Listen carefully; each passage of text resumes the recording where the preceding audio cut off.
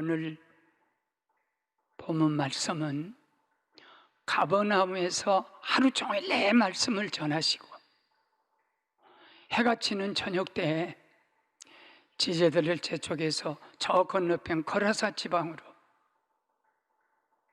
제자들을 재촉해서 쉴 겨를도 없이 배를 타고 무리들과 함께 지금 횡단해서 갈릴리를 갑니다.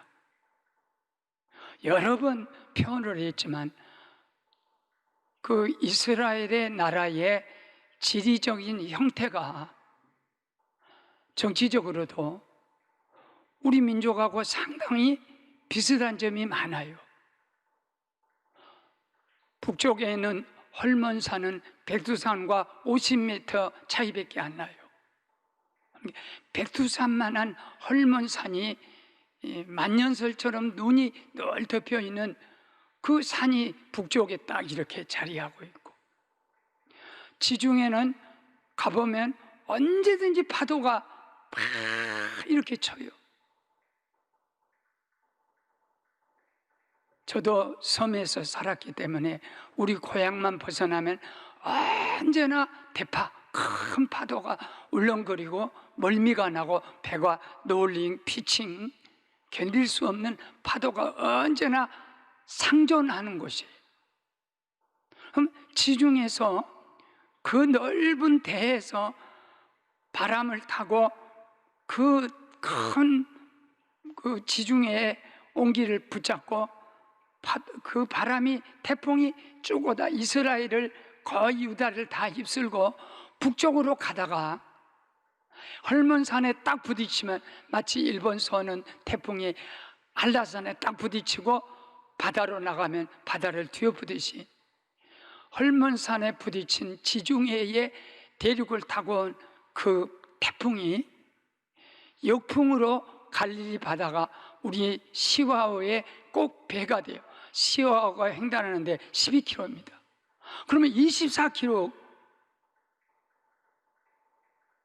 수심이 깊은 곳이 현대의 그 수심 측정기로 재도 45m까지 가는데요. 그 갈릴리 바다가 역풍을 맞아 한 바퀴 딱 이렇게 휩쓸리면, 사실은 호수지만 유대인들은 호칭하기는 바다라. 그래 바다가 뒤엎어지니까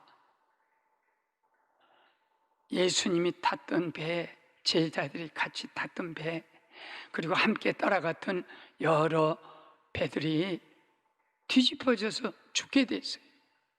그런데 주님은 그때 고물, 배 뒷칸이에요. 배기를 베고 주무신 그 배 뒷곳이 어떤 곳이냐면 조타실이에요.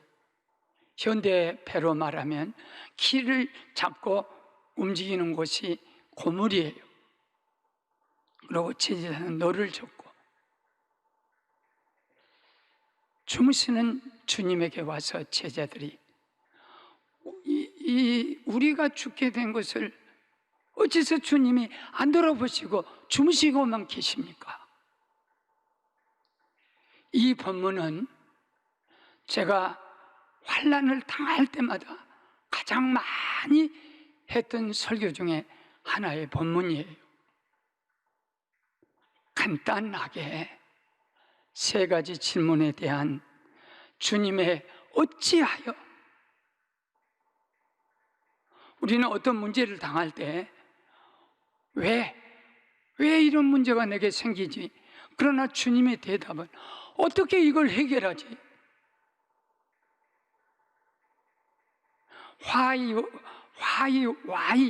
why라는 것과 how라는 것은, how는 방법 아닙니까? 우리가 이 코로나를 어떻게 극복해 나가고 이 코로나를 어떻게 감당해 나가지? 믿음으로 어떻게 해 나가지? 주님이 원하시는 것은 주무셨던 이유도, 모든 이유도 거기 있는 것을 알기에 첫 번째 질문인 주님, 왜 풍랑이 일어나요? 주님이 가락에서 갑니다. 가작에서 갑니다. 주님의 계획 속에 우리가 들어가 있습니다. 순종하고 갑니다. 우리가 못된 짓을 했으면 당연히 요나같이 또는 백부장같이 하나님 말씀 안 듣고 불순종했으면 당연히 풍랑으로 하나님이 막아주시지만 무엇보다도 주님 모시고 갑니다. 우리가 뭘 잘못했길래, 그러면 주님의 계획이 뭐예요? 풍랑 속으로 우리를 밀어 여는 겁니까? 이런 질문하는 제자들에게 어찌하여 무서워하느냐? 이 본문을 묵상하면서 제가 이런 나름대로의 목사로서 이런 뜻을 얻었어요. 소위 먼저 간 길.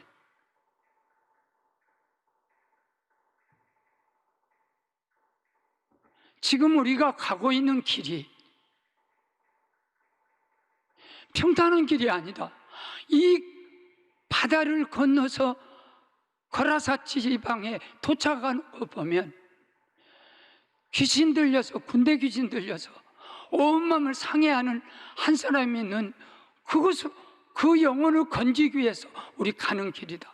영혼을 건지기 위해서 가는 그 길이 그렇게 쉽고 그렇게 평탄한 길이 아니다. 손양원 목사님이든 주기철 목사님이든, 나는 근자에 교회 오면서 그 비석 앞에, 기념 비석 앞에 딱 서서 지나가지 말라. 왜 저분들이 하나님을 위해 살았는데 왜 두들겨 맞아서 죽고 감옥에서 죽고 자식 둘이 공산당한테 죽고 자기도 순교당하고, 나는 서해안에 늘 갯벌 바닷물을 바라보고 그쪽에 살면서 토마스 선교사가 왜 중국 하너커에서 사랑하는 아내, 그렇게 예쁘다 할 수 없는 아내가 임신한 채로 풍토병으로 죽어서 뱃속에 든 아이도, 사랑하는 아내도 잃고, 그리고 조선에 가서 복음을 전하겠다고 통역반으로 제네럴 선문을 타고 와서 평양 나졸 박충권에게 목이 잘라져 피바다가 된 대동강, 아펜살로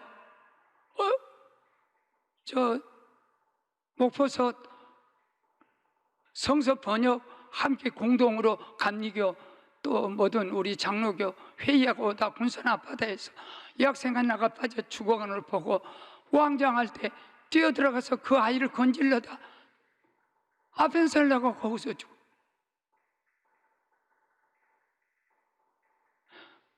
이것은 앞서간 모든 선교사의 주의정들이 아내가 죽든지 자식들이 죽든지 본인이 물에 빠져 죽든지, 이것은 주의 종들의 먼저 간 길이다. 이것이 주의 종의 가는 길이다. 그래서 순교자들은 구차하게 그런 그 고통을 면하려 하지 않았다. 사랑하는 우리 제일교회, 가정에서 예배를 드리든 여기서 예배를 드리든 우리는 지금 먼저 간 길을, 우리도 우리의 앞서간 십자가 길을 걷던 주님, 누구든지 나를 따라오려거든 자기를 부인하고 제 십자가를 지고 나를 쫓아오라. 주님이 그 길을 가고 사도들이 그 길을 가고 다 순교로 거의 일생을, 신앙을 마감을 시키고, 초기 선교사들도 대부분 말할 수 없는 고통 속에서 그 길을 간 것은, 기쁨으로 갈 수 있었던 것은, 사랑하는 제자들에게 너희들이 가는 길은 네 뒤로 얼마나 주의 많은 사도들이, 제자들이, 주의 종들이 따라갈 길이다. 감사와 기쁨과, 그리고 주님이 갔던 그 길, 내가 가는 길이기 때문에, 나와 같이 가는 길이기 때문에 두려워하지 말고 따라오라는 하나님의 놀라운 계시와 능력의 말씀인 줄로 믿습니다. 두 번째는, 그럼 주님은 왜 풍랑 속에 주무시냐? 이 주무신에 잠다는 가두도라는 말은 한 가지로 쭉 쓰더라고요. 언제 가두도를 쓰냐면, 제자들이 주님이 주무신 걸 보고 깨웠다. 이 상황에서 전지전능하신 분이 풍랑이 일어난 것도 모르고 우리가 고통당한 것도 모르고 주무십니까? 하는 거기에 대한 주님의 답변은, 제 믿음이 그렇게도 어찌하여 무서워하며 믿음이 그렇게도 없어서 두려워하느냐? 믿음을 잃으면 모든 걸 다 잃어요. 그런데 이 가두도라는 이 말은 사람의 잠, 육신의 잠도, 육신의 잠은 세 가지가 있습니다. 하나는 게으름의 잠, 잠언 6장 9절부터 11절에 게으른 자여 네가 어느 때까지 누워 있겠느냐? 내가 어느 때에 잠이 깨어 일어나겠느냐? 좀 더 자자, 좀 더 졸자, 좀 더 손을 모으고 누워 있자 하면 내 빈궁이 강도같이 이르며 내 곤핍이 군사같이 이르리로다. 저에게도 게으름이 없겠습니까? 저도 이 교회를 40여 년 동안 먹게 할 때 새벽마다 젊은 시절에는 조금만 더. 인간은 누구나 자기 육신에게 취해서 육신을 이기는 것이 신앙이고 육신에게 지는 것은 패예요. 그래, 그런 잠이 있고, 또 하나는 시험의 잠. 너희가 한시 동안도 나와 함께 깨어있어 기도할 수 없더냐? 24시간 중에 저는 그렇게 분배를 해요. 사랑하는 제자들아, 베드로, 안드레, 야고보 특별히 1시간 동안도, 이 1시간이란 것은 한 땀, 두 땀, 쓰리 타임 이런 1시간, 2시간, 3시간이에요. 1시 동안도. 24시간 중에 먹고 자고 할 일 많아. 다 해요. TV도 다 봐요, 우리. 근데 1시간 동안도 깨어 기도할 수 없더냐? 그리고 또 하나의 가두도는 말세의 잠이에요. 로마서 10장, 13장, 11절.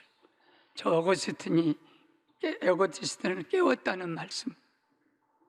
또한 너희가 이 시기를 알거니와 자다가 깰 때가 벌써 되었으니 이는 이제 우리의 구원이 처음 믿을 때보다 가까워졌습니다. 다섯째 처녀가 밀어내서 기름도 준비하지 아니하고 성령의 기름도 준비 안 하고 준비한 것도 하나도 준비 안 하고 엄벙도 뭐 자고 있다가 신랑이 달 때 나갔을 때 낭패를 당해서 신랑을 맞이 못하는 어리석은 다섯 처녀와 같이 마지막 세대에 깨어있어야 할 잠입니다. 그러나 오늘 이 가두도는 영적인 잠도 똑같이 같이 쓰더라고요. 그래서 나는 혹시 육체의 잠과 영적인 잠이 헬라에서는 바꿔 쓰는가 그랬더니 그렇지 않아요. 가두도란 헬라 말로 똑같이 쓰는데, 이 잠은, 주님이 주무시는 잠은 시 127편 2절 우리가 잘 알죠. 사랑하는 자에게 잠을 주시는 듯. 전에 우리 교인들이 오시면은 꽉 자서 그때 한채 많이 올 때 그중에는 졸린 사람 많아요. 꼭 앞에서 꼭 졸린 사람이 있어요. 몇 번 시험이 들다가 이 시편 127편 2절 때문에 사랑하는 자에게 잠을 주시는 듯다. 저도 운전하다도 순간잠 많이 잤어요. 몸은 암병 오기 전에 한 한 5년 전 그때 부지런히 돌아다니고 신방 다니고 또 집회도 다니고 이러다 운전을 하다 보면 신호등이 빨간 신호등 오면 그 자리에서 졸려요. 그리고 한 번은 내가 앞에 차를 받아버렸어. 그때부터 기사를 두었어요. 우리 설교 듣다도 조금 새롭지 않으면 졸릴 수 있어요. 근데 주님이 그 순간에 그 파도와 풍랑, 광풍 속에서도 잠깐 고물에서 이 잠을 주무셨다는 것은 무슨 깊은 잠이 든 게 아니라 순간 하루 종일 내 육신을 가지기 때문에 피곤하면서 우리에게 보여주는 메시지는 내가 너에게 평안을 준다.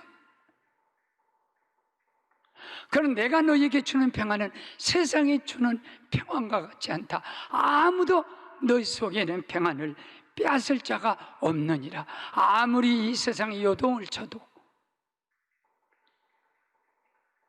세상에 아무리 어려움 당해도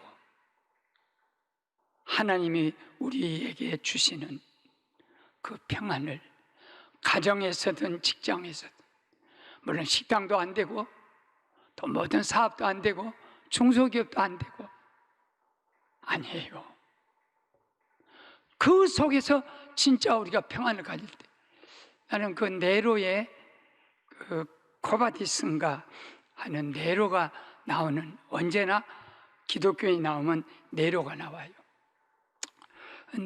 네로의 그 시나리오 작가가 우리들에게 주는 아주 좋은 교훈이 있어요. 불을 질러놓고 또는 사자굴 속에다 사자를 굶겨가지고 예수 믿는 사람들 모두 불러놓고 양 가죽을 입혀서 네가 어린 양이니까 어린 양 한번 해봐라. 그러면 양인 줄 알고 사자가 잡아먹는, 이런 그런 그 박해 시대에 이 네로가 미쳐버려요. 왜 미치냐? 아니 기독교인들은 뭐냐? 아니 사자가 가서 발을 찢어 먹어도, 목을 그 사자 입이 이 울대를 물어버려도, 화형 속에 불타 온몸이 불타 죽으면서도 저들은 어째서 저렇게 노래를 부르냐? 어째 저들에게 이렇게 평화가 있냐? 지금이 너무나 박해 시대입니까? 마지막 드릴 메시지는 이거예요. 왜 안 도와줍니까? 주님 왜 우리를 안 도와주세요? 우리는 죽게 되는데. 두 가지가 있어요.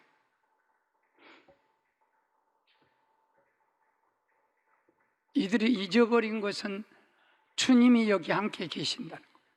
저는 이 메시지는 제가 이 본문을 설교할 때마다 항상 내놓는 메시지예요. 배가 파산되면 예수님 주무시니까 잠자는 사람에게 제일 위험이 큽니다.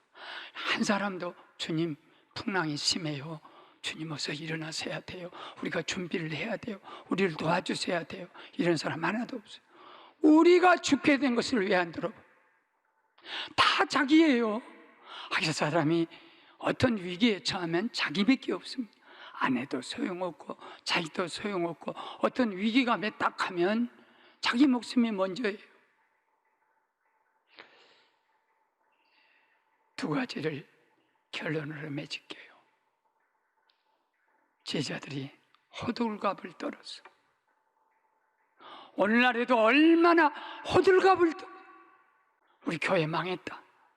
교회에서 코로나가, 교회라는 것은 환난과 고난과 시련을 당하는 사람들을 피난처가 돼야, 환난과 고난과 그 모든 것에 피난처가 돼야 하는데, 교회가 코로나에 진원지 되다시피 하고 세상 사람의 욕을 막 먹고 이제 교회는 끝났다. 제자들과 다른 점이 어디가 있어요? 그러다 보니까 호들갑을 떨다 보니까 호통을 치는 거예요. 예수님, 풍랑이 나 다 죽게 생겼는데 주무시기만 계십니까? 우리를 안 도와줍니까?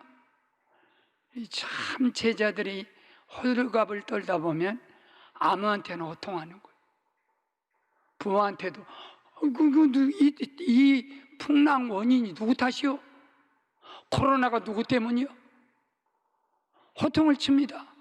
나라의 대통령은 잘하든 못하든 저는 나라의 대통령이나 내 스승이나 내 선배나 목회자들에 대해서 제가 절대 그렇게 비난하거나 그러지는 않습니다. 이건 어른도 없고 아랫사람도 없고 하나님도 없고 나도 없고 막 호통을 치는 거예요. 예수님, 안 도와줘요? 잠만 잘 거예요? 이것이 우리들의 현실이에요. 주님이 계시는데 만일 이 배가 꺼퍼지면 주님이 꺼퍼질 텐데 그런 생각을 왜 못했습니까? 너희가 세상에서 환난을 당하나 담대하라. 내가 세상을 이겼더라. 내가 혼자 있는 것이 아니다. 나와 함께 하나님이 함께 계시느니라. 가정에서 예배를 드리든 방송으로 예배를 드리든 제발 한국 교회가 호들갑 좀 떨지 말고, 하나님이 죽었습니까? 니체 시대같이 하나님이 죽었습니까? 하나님이 안 계십니까? 하나님이 까닭없이 이 한반도에 열방 세계에 무슨 대통령이 잘못해서 이렇게 됩니까? 자꾸 호들갑만 떨고 호통만 치는 거예요. 누구들 잘못이다. 우리 모두 함께 힘을 모아가지고 이 문제를 해결합시다 하는 사람이 하나도 없어. 이런 현실을 내다보면서 아끼고 사랑하는 우리 제일교회 식구들, 나는 지도자를 따라야 합니다. 나도 원로 목사 자리에서 지도자를 제가 항상 따라요. 다른 데 기웃거리는 것은 그건 양이 아니에요.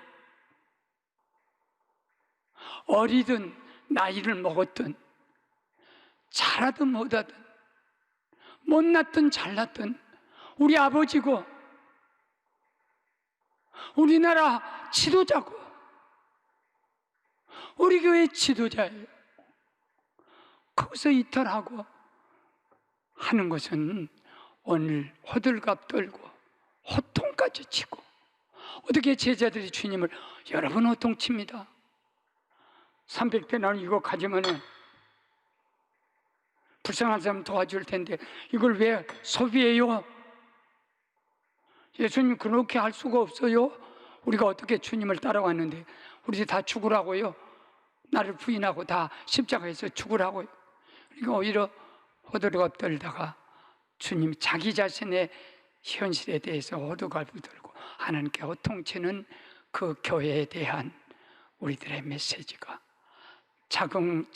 스스로 반성하고 스스로 깨닫고 그리고 있는 자리에서 최선을 다하심으로 이 위기를 주님과 함께, 내가 함께가 아니라 주님이 함께 계심으로 반드시 머지않아 이 땅에는 평화가 올 것이고 태풍이 끝이 날 것이고, 주님의 어련히 아르셨으면 태풍아 풍랑아 잠잠해라, 일어날 것도 하시고 필요하시기에 태풍도 주고 한국교회에 필요하시기에 코로나도 주시고 한국교회에 필요하시기에 사이비 같은 사람도 나와서 하나님 외치고 있고, 잘못된 모든 정치 현실 모든 것은 하나님의 손바닥 안에서 이루어지는 역사인 줄로 믿습니다.